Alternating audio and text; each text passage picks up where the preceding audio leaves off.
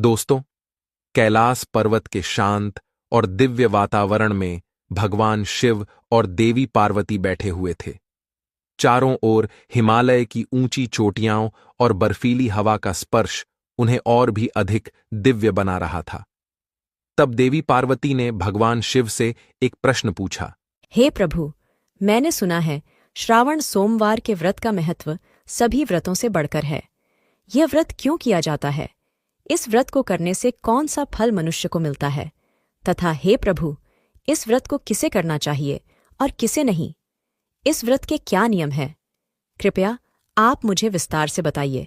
भगवान शिव ने मुस्कुराते हुए उत्तर दिया, हे पार्वती, श्रावण सोमवार का व्रत प्रत्येक मनुष्य को करना चाहिए।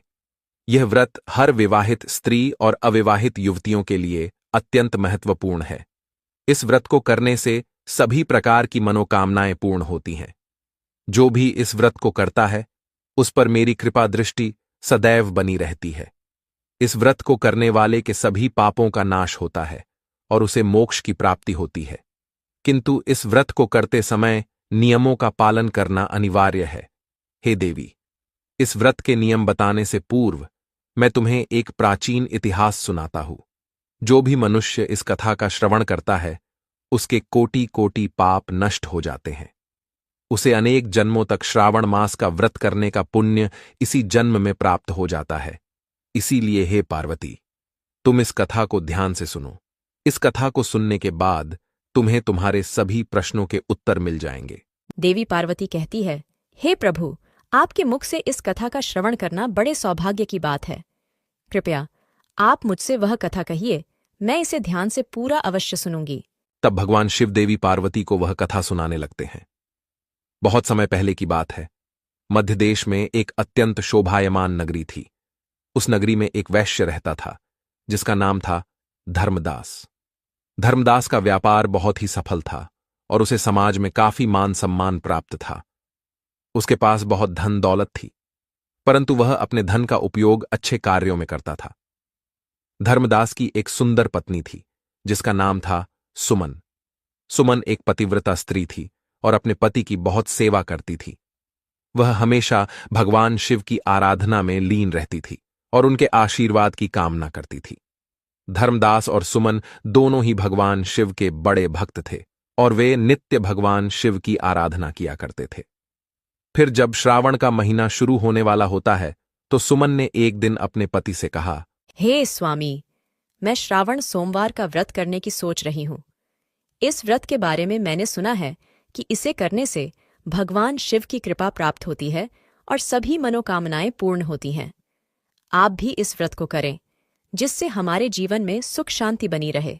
धर्मदास ने अपनी पत्नी की बात सुनकर उत्तर दिया, सुमन, मैं तुम्हारी बात से सहमत हूं। हम दोनों मिलकर इस व्रत को करेंगे और भगवान शिव का आशीर्वाद प्राप्त करेंगे।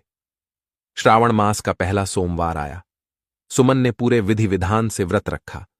उसने सुबह स्नान करके भगवान शिव की पूजा की। धर्मदास ने भी व्रत रखा और भगवान शिव की आराधना की।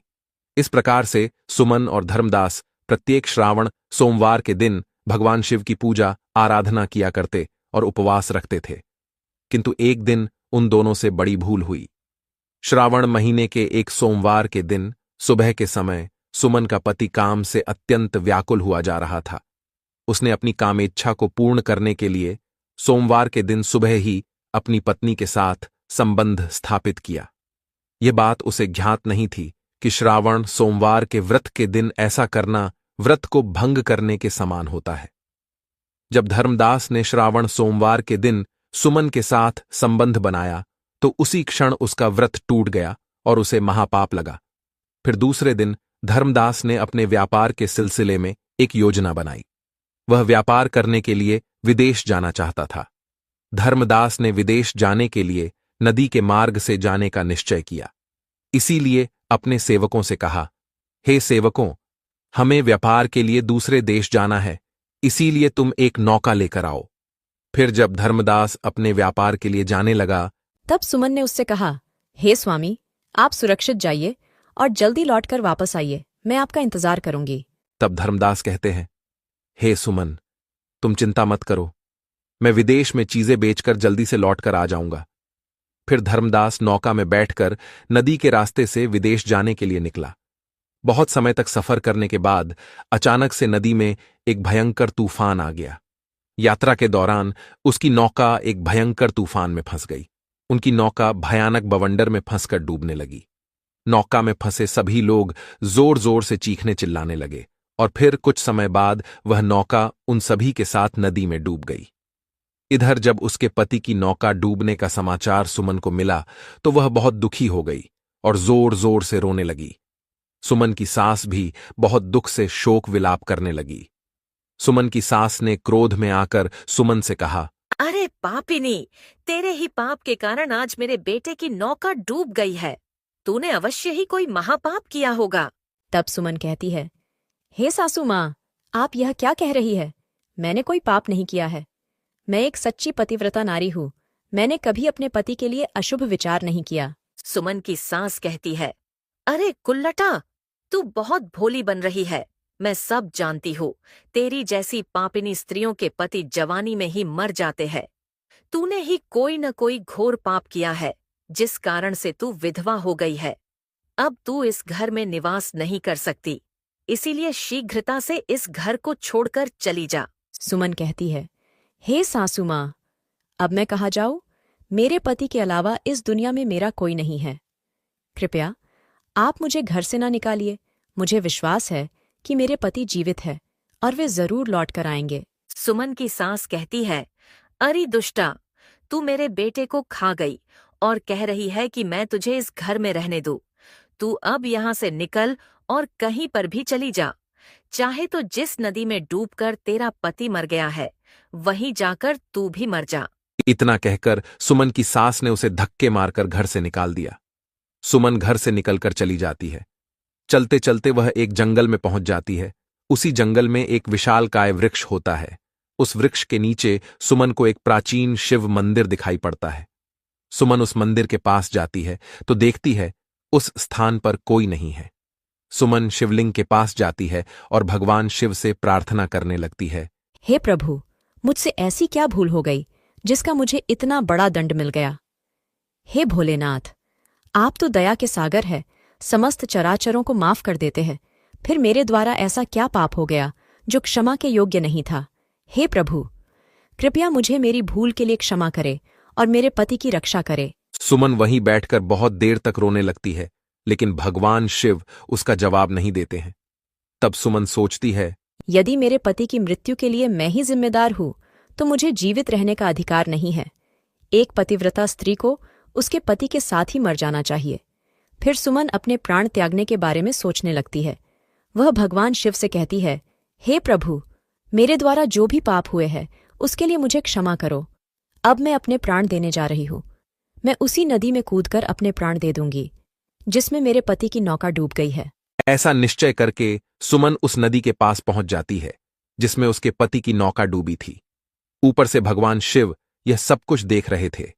जब सुमन उस नदी के किनारे पहुंच गई और उसमें कूदने लगी, तभी भगवान शिव एक साधु का भेष धारण करके उस स्थान पर प्रकट होते हैं और सुमन से कहते हैं, हे पुत्री, रुक जाओ, ये क्या अनर्थ कर रही हो?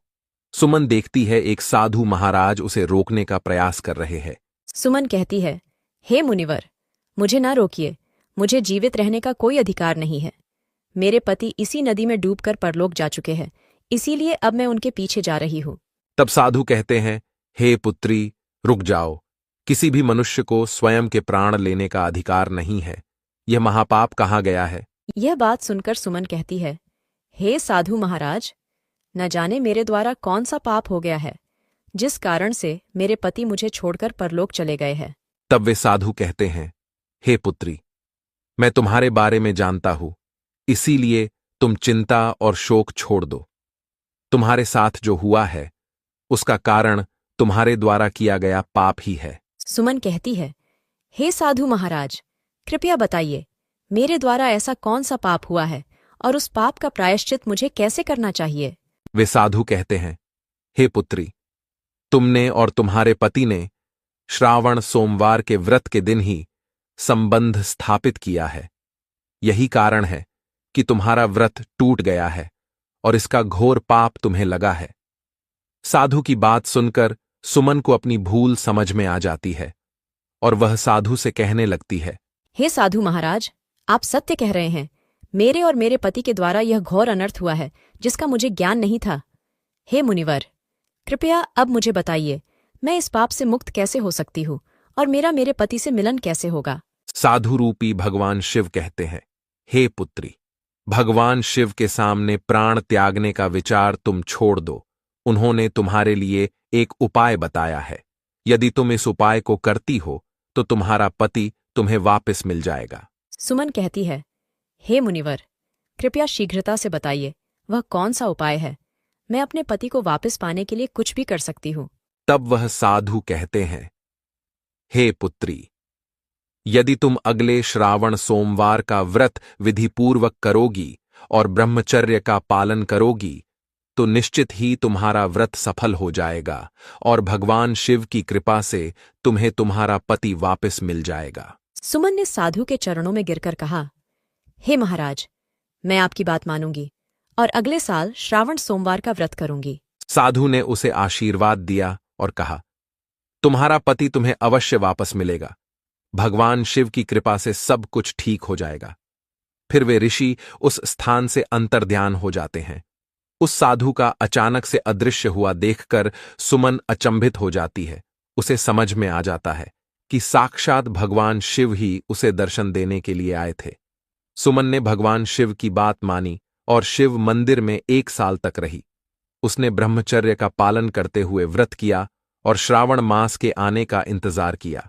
उसने दिन रात भगवान शिव की आराधना की और अपने पति की सुरक्षा के लिए प्रार्थना की। अगले साल श्रावण मास आया और सुमन ने विधिपूर्वक व्रत किया। उसने ब्रह्मचर्य का पालन करते हुए भगवान शिव की पूजा की और अपनी मनोकामना पूरी होने की प्रार्थना की। व्रत के बाद भगवान शिव प्रकट हुए और उसे दर्शन देकर कहा, हे पुत्री, तुम्हारी भक्ति और पूजा से मैं प्रसन्न हूं। तुम्हें जो भी वर चाहिए मांग लो, मैं तुम्हारी मनोकामना को अवश्य पूर्ण करूंगा। तब सुमन कहती है, हे प्रभु, मेरे ही पाप के कारण मेरे पति से वियोग हो गया है। कृपया मुझे मेरा पति लौटा दीजिए। फिर भगवान शिव कहते हैं, हे पुत्री, तुम्हें तुम्हारा पति अवश्य प्राप्त हो जाएगा। अब तुम शीघ्रता से नदी के पास जाओ, तुम्हारा पति तुम्हें नदी के पास ही मिलेगा। इतना कहकर भगवान शिव अंतर्ध्यान हो जाते हैं। सुमन भगवान शिव को प्रणाम करती है और दौड़ती हुई नदी के पास गई और देखा कि उसका पति धर्मदास नौका में बैठकर आ रहा है। अपने पति को जीवित देखकर सुमन बहुत प्रसन्न हुई। फिर धर्मदास नौका से किनारे पर आ गया और नौका से उतरकर उसने सुमन को देखते ही कहा, सुमन, भगवान शिव ने हमारी रक्षा की है। मैं तुम्हारे पास वापस आ गया हूं। सुमन अपने पति को देखकर बहुत प्रसन्न हुई और उसने भगवान शिव का धन्यवाद किया। उसने कहा, प्रभु, आपकी कृपा से ही मेरे पति की जान बची है।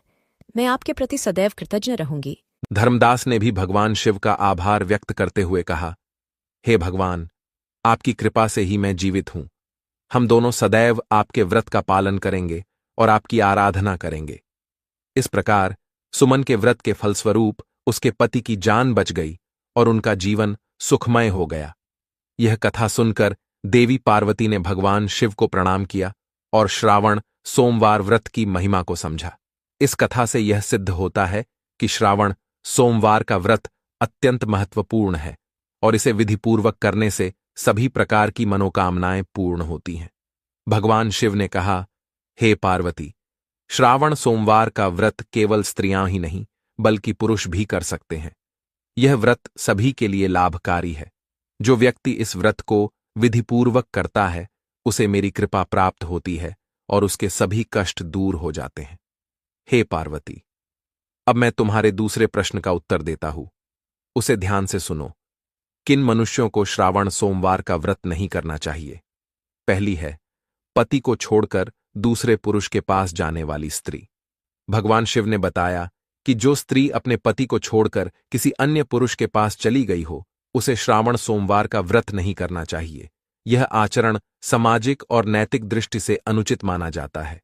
विवाह एक पवित्र बंधन है और इसमें विश्वास और वफादारी का महत्व सबसे अधिक होता है। पति को छोड़कर अन्य पुरुष के पास जाने वाली स्त्री ने अपने विवाह बंधन का उल्लंघन किया होता है। यह न केवल उसके पति के साथ विश्वासघात है, बल्कि समाज के नैतिक ढांचे के खिलाफ भी है। श्रावण सोमवार का व्रत, जो शिव पार्वती के आदर्श प्रेम और समर्पण का प्रतीक है, ऐसे व्यक्तियों द्वारा करना उचित नहीं है। दूसरा है पत्नी के अलावा अन्य स्त्री के साथ संबंध रखने वाला पुरुष। शिवजी ने कहा कि जो पुरुष अपनी पत्नी के अलावा किसी अन्य स्त्री के साथ संबंध रखता है, उसे भी श्रावण सोमवार का व्रत नहीं करना चाहिए। यह आचरण भी विवाह बंधन के प्रति वफादारी का उल्लंघन है। विवाह में पति और पत्नी के बीच निष्ठा और विश्वास का बंधन होता है, और इसे तोड़ना नैतिक रूप से गलत है। इस प्रकार के आचरण से समाज में असंतोष और अशांति फैलती है। शिव पार्वती का आदर्श संबंध हमें प्रेम, विश्वास और समर्पण की शिक्षा देता है, और इस व्रत का पालन केवल वही कर सकते हैं जो इन गुणों का पालन करते हैं। तीसरे हैं मांसाहार करने वाले लोग। शिवजी ने मांसाहार करने वालों के बारे में भी स्पष्ट रूप से बताया कि उन्हें यह व्रत नहीं करना चाहिए। शिवजी पशुपतिनाथ हैं, जो सभी प्राणियों के रक्षक हैं। वे किसी भी प्राणी के प्राण लेने से क्रोधित हो जाते हैं। मांसाहार से प्राणियों की हत्या होती है, और यह भगवान शिव के सिद्धांतों के विपरीत है। मांसाहार करने वाले लोग व्रत के पवित्र उद्देश्य को समझने और पालन करने में असमर्थ होते हैं। श्रावण सोमवार का व्रत आत्मसंयम और शुद्धि का प्रतीक है, और इसका पालन वही कर सकते हैं जो अहिंसा और शांति के सिद्धांतों का पालन करते हैं। चौथी है पति का अपमान करने वाली स्त्री। शिवजी ने यह भी कहा कि जो स्त्री अपने पति का अपमान करती है और उसका सम्मान नहीं करती, उसे यह व्रत नहीं रखना चाहिए। विवाह में पति और पत्नी के बीच प्रेम और सम्मान का बंधन होता है। अपमान करने वाली स्त्री इस बंधन का उल्लंघन करती है और व्रत के पवित्र उद्देश्य को नष्ट कर देती है। यह व्रत पति पत्नी के बीच प्रेम और सम्मान को बढ़ाने के लिए होता है। अपमान करने वाली स्त्री न केवल अपने पति का, बल्कि स्वयं का भी अपमान करती है। शिवजी के अनुसार ऐसे व्यक्तियों को श्रावण सोमवार का व्रत नहीं करना चाहिए, क्योंकि वे इसके मूल उद्देश्य को समझने और पालन करने में असमर्थ होते हैं। पांचवी है कपट भाव और बुरा आचरण रखने वाली स्त्री। जो स्त्री मन में कपट भाव रखती हो और दूसरों के साथ बुरा आचरण करती हो, उसे भी श्रावण सोमवार का व्रत नहीं करना चाहिए। कपट और बुरे आचरण से यह व्रत अधूरा और निष्फल हो जाता है। व्रत का उद्देश्य आत्मसंयम और आत्मशुद्धि है, और इसका पालन वही कर सकते हैं जिनका मन और आचरण शुद्ध और पवित्र हो। इस प्रकार भगवान शिव ने देवी पार्वती को श्रावण सोमवार व्रत की महिमा बताई, और यह कथा युगों युगों तक लोगों को प्रेरित करती रही। हर श्रावण मास में हजारों लोग इस व्रत को करते हैं और भगवान शिव का आशीर्वाद प्राप्त करते हैं। तो दोस्तों, आपको यह कथा कैसी लगी, कमेंट करके अवश्य बताएं। जानकारी अच्छी लगी तो वीडियो को लाइक जरूर करें और कमेंट में हर हर महादेव अवश्य लिखें। साथ ही चैनल को सब्सक्राइब करें। आप सभी का धन्यवाद।